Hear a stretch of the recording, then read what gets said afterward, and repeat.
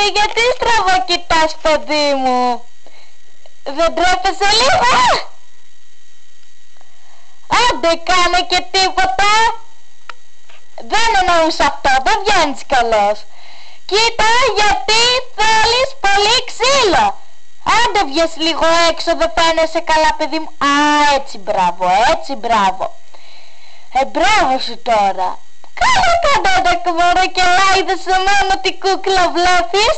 Κάνε και τίποτα. Θα το βγάλω και στον υπολογιστή, έτσι θα σε δείξω. Να κάνεις μόνο το λαιμά σου. Τι με παίρνεις κι εσύ? Μόνο η κούνια σου φαίνεται. Και όχι για να φαίνεται ολόκληρο. Αυτό κάνω, τον κάνω και zoom. Δεν λέει τίποτα. Κάνε καλά εσύ. Άντε, γιατί θα σε σκοτώσω. Θα αυτοκτονήσω, Μπάμπιτς, και δεν κάνεις. Μπάμπι!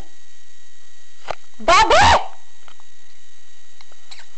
Να τελειώσω τώρα.